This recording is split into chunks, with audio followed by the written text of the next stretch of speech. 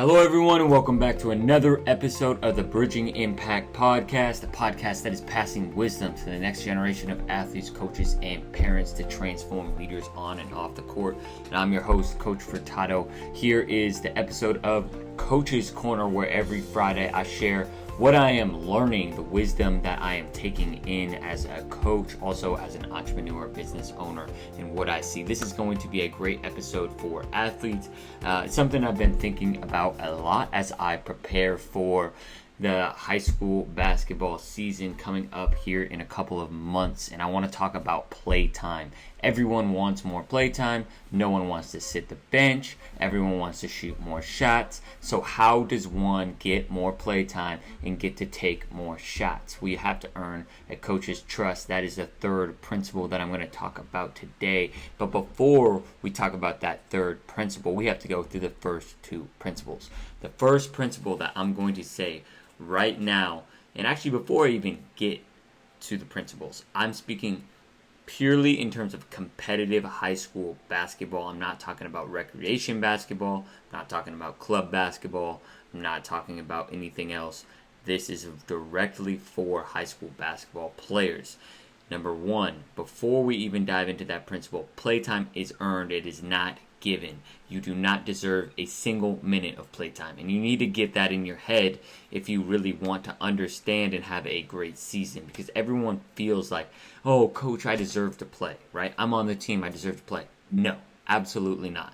You have to earn your playtime. And in this video, I'm going to break down a little bit of the intangibles. There's a lot that goes in. This is not going to be, as far as a basketball podcast goes, it's going to be a little generic when it comes to that.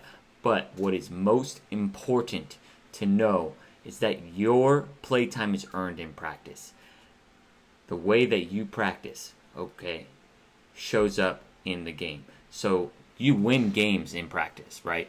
And games are just really a test, right? If we look at it as academics, games are tests, right? Practice is the classroom, the curriculum, right? Your coaches kind of matters on how well they prepare you for the test, right? How great of a teacher, how great of a coach they are. And of course, I'm sharing my philosophy of coaching, and not every coach is going to share this philosophy, but a lot of these principles will help. So you earn your spot in playtime in practice.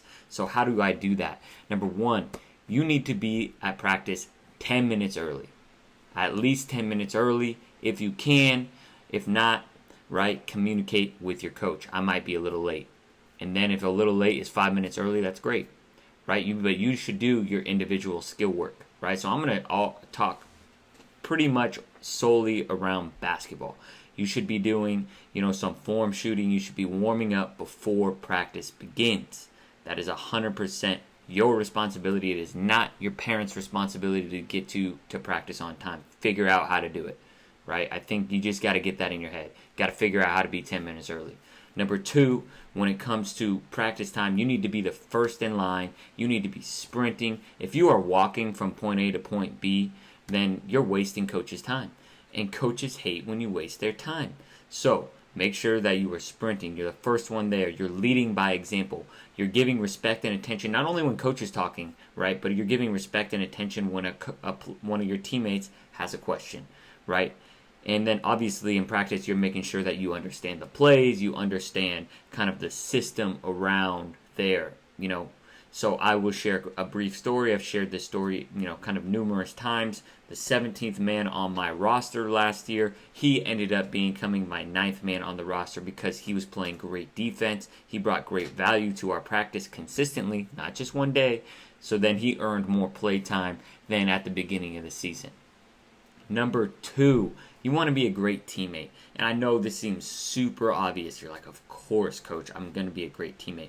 But it's so often, most players are net neutral teammates, right? I'm not going to say most players are bad teammates because that's not true. There are a couple bad teammates, but most teammates they're net neutral, right? They just kind of walk through things. They think about themselves. That's it. But if you want more playtime, you have to not only earn trust from your coach, but trust from your teammates. One of the best ways to earn trust from your teammates is to be a great teammate. Be the great teammate first, right? Go give them a high five. Celebrate them for how well they're doing. Pick them up when they need support and encouragement, right? What's your body language? When you're sitting on the bench, are you encouraging your teammates, or are you talking to your teammates on the side, asking, wondering when you're going to get in next? Because if you're doing that, it's over. You're not getting in the game, right? And this is, I'm sharing, again, my philosophy right here. And a lot of coaches are going to have similar philosophies. Maybe some are different, right? But you need to be engaged in the game. You need to be engaged for your teammates. You need to get excited when they do something well, right? Not everyone's going to have a kind of a booming personality, so to speak, and yelling, but you can clap, right? You can, say, I see you with your eyes and just your energy, that your presence, that you are there. You are supporting your teammates. So that's number 2. And then number 3 is trust, right? We just talked about trust, building trust with our teammates. But what about building trust with our coach? How do you think we do that? Right? We do that by doing the little things. And again, I'm going to talk in basketball terms because that is what I know. Obviously, I played baseball as well, so I could probably bring in a couple examples, but we'll see. What I really want you to think about is I want you to ask yourself, right? Why should coach trust me to play? Because I don't think athletes ask themselves that. They just want to play. Of course you want to play. Who doesn't want to play? Who wants to sit the bench? I've sat the bench before. I sat the bench my entire senior year of high school. I've sat the bench before my freshman year, my sophomore year. But you know what? I learned a lot of life lessons that I just, I'll share a story. My senior year, I worked my tail off to make the team. That was my goal, pretty much, to make the team. Once I made the team, I stopped putting in that extra effort to get more play time. I would bring good energy in practice. I kind of just accepted my role as a bench player, right? I just accepted it. But if you're someone that doesn't want to accept that, you want play time, then you got to really work for it. You got to have conversations. You have to earn your coach's trust. So how do you earn your coach's trust? Number 1, you can't turn over the basketball. You have to make smart plays. You have to hustle, play hard on defense, and you have to know the plays, right? At the end of the game, right, we want players who are going to execute what we ask of in practice, right? There should be no coach that should be asking you to do anything differently that you haven't done in practice, because that would not be fair to you or the coach or the team, because that is not proper preparation. But for the most part, right, you should understand what the principles are and what you're doing and how to execute them, right? And if you get playtime, let's say you're like an 8th, 9th, 10th man on a team. If you get playtime, right, and when you go in, you turn the ball over, you have bad body language, you're not playing any defense, well, guess what? You're done. You're not playing anymore. Are you serious? Right? And you're going to ask for more playtime? Like, as a coach, I got to trust you out there. And if you're not, right, I don't mind if you're going to make a mistake and then hustle back, right? But it's the body language. It's how you play that just makes such a big difference. And it drives me crazy when people, they ask, they're like, Coach, I want playtime, but they have horrible body language. They're not contributing to the team outside of like wanting to chuck up shots for themselves, right? What's your shot selection? Are you taking good shots? Or are you taking selfish shots because you want to score more points, right? And so that's what I'm going to finish and wrap this up with, is there is so many more ways that you can impact a championship culture than scoring. You need to get out of your mind that your value and your worth is points per game. That is crap, all right? That is even college coaches are not going to necessarily look at your points per game unless they're looking for a scorer, right? You have to know your role. There are going to be scorers on the team, right?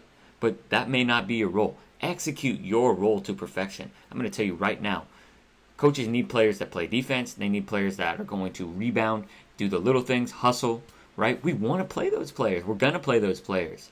And you have to ask yourself, are you willing to do that?